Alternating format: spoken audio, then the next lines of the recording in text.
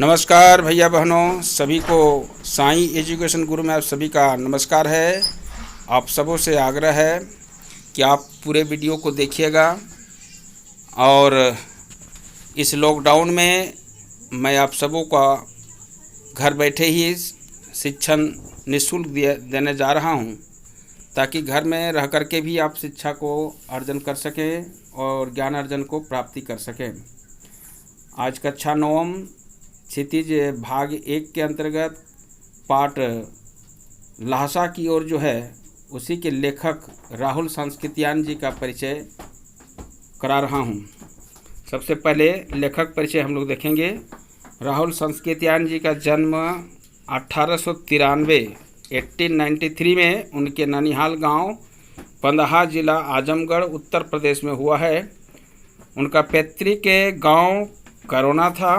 उनका मूल नाम केदार पांडे है। अब सभी लोग याद रखिएगा, राहुल संस्कृत्यायन जी का जो मूल नाम है केदार पांडे है। इनकी शिक्षा काशी, आगरा और लाहौर में हुई है। ये 3 जगह से शिक्षा ग्रहण किए हैं, काशी, आगरा और लाहौर में। 1930 में इन्होंने श्रीलंका जाकर बौद्ध धर्म ग्रहण किया। देखिए, यहाँ से जाकर के श्रीलंका में 1930 ईस्वी में बौद्ध धर्म को ग्रहण किया है। तब से उसका नाम राहुल संस्कृत्यायन हो गया। प्रश्न आएगा कि राहुल संस्कृत्यायन का नाम कैसे पड़ा, तो याद रखना 1930 ईस्वी में श्रीलंका जाकर के बौद्ध धर्म ग्रहण करने के बाद उसका नाम राहुल संस्कृत्यायन पड़ा है। ऐसे तो इसका मूल नाम आप सभी को याद हो गया होगा, केदार पांडे है। राहुल जी पाली, प्राकृत, अपभ्रंश, तिब्बती, चीनी, जापानी, रूसी सहित अनेक भाषाओं के जानकार थे, इसलिए इनको महापंडित भी कहा जाता है। एक प्रश्न और आएगा कि राहुल संस्कृत्यायन जी को महापंडित क्यों कहा जाता है। प्यारे बच्चों, ध्यान से सुनेंगे। इसलिए से माने महापंडित कहा जाता है क्योंकि ये कई भाषा के जानकार थे, जैसे पाली, प्राकृत, अपभ्रंश, तिब्बती, चीनी, जापानी, रूसी सहित अनेक भाषाओं के जानकार होने के कारण इसे महापंडित भी कहा जाता है। सन 1963 ईस्वी में यानी 1963 में उनका देहांत हो गया।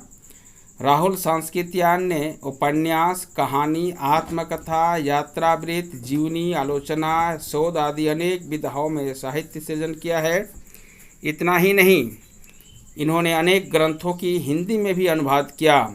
मेरी जीवन यात्रा 6 भाग, दर्शन दिग्दर्शन, 22वीं सदी, बोलगा से गंगा, भागो नहीं दुनिया को बदलो, दिमागी गुलामी, घुमक्कड़ शास्त्र उनकी प्रमुख कृतियां हैं। साहित्य के अलावा दर्शन, राजनीतिक, धर्म, इतिहास, विज्ञान आदि विभिन्न विषयों पर भी राहुल जी का द्वारा रचित पुस्तकों की संख्या लगभग 150 है। राहुल जी ने बहुत सी लुप्त प्राय सामग्री का उद्धार कर अत्यंत महत्वपूर्ण कार्य किया है। यात्रावृत्त लेखन में राहुल जी का स्थान अन्यतम है। उन्होंने घुमक्कड़ी का शास्त्र रचा और उससे होने वाले लाभों का विस्तार से वर्णन करते हुए मंजिल के स्थान पर यात्रा को ही घुमक्कड़ का उद्देश्य बताया है। घुमक्कड़ी से मनोरंजन, ज्ञानवर्धन एवं अज्ञान स्थलों की जानकारी के साथ साथ भाषा एवं संस्कृति का भी आदान प्रदान होता है।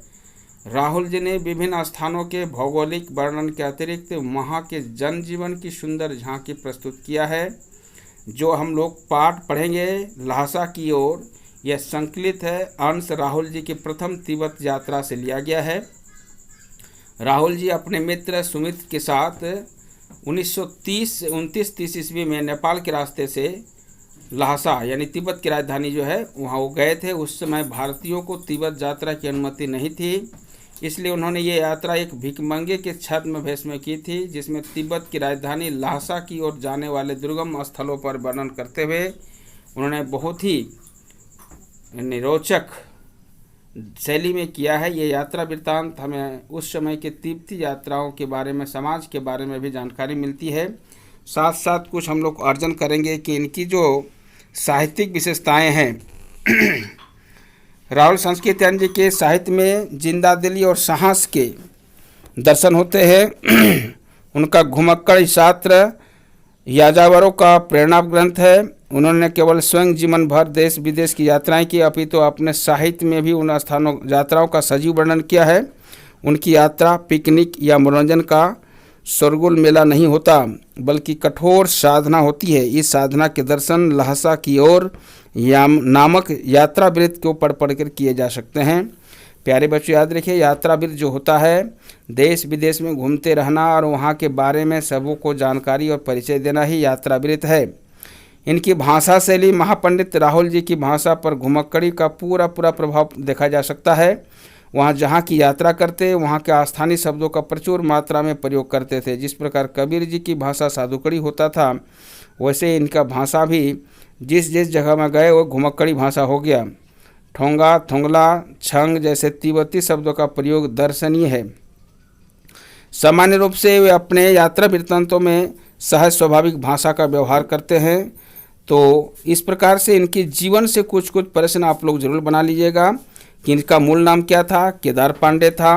इनका जन्म कहाँ हुआ था, तो इनके जन्म के बारे में आजमगढ़ उत्तर प्रदेश प्रसिद्ध है। कब हुआ था, तो 1893 ईस्वी में हुआ है। ये कौन कौन भाषा के ज्ञाता थे, पाली, प्राकृत, अपभ्रंश, तिब्बती, चीनी, जापानी, रूसी आदि भाषाओं के ज्ञान होने के कारण इसे क्या कहा जाता है, महापंडित कहा जा सकता है। और ये जो है सो विशेष करके यात्रा वृत्त पर सबसे सुंदर उदाहरण को प्रस्तुत किए हैं। तो हम याद रखिएगा, आप सबको ये वीडियो अच्छा लगा होगा तो ज़रूर कमेंट कीजिएगा और जाकर के सब्सक्राइब जरूर कीजिएगा। आप सबों से यही एक दूसरे मित्रों के साथ ज़रूर शेयर कीजिएगा। धन्यवाद।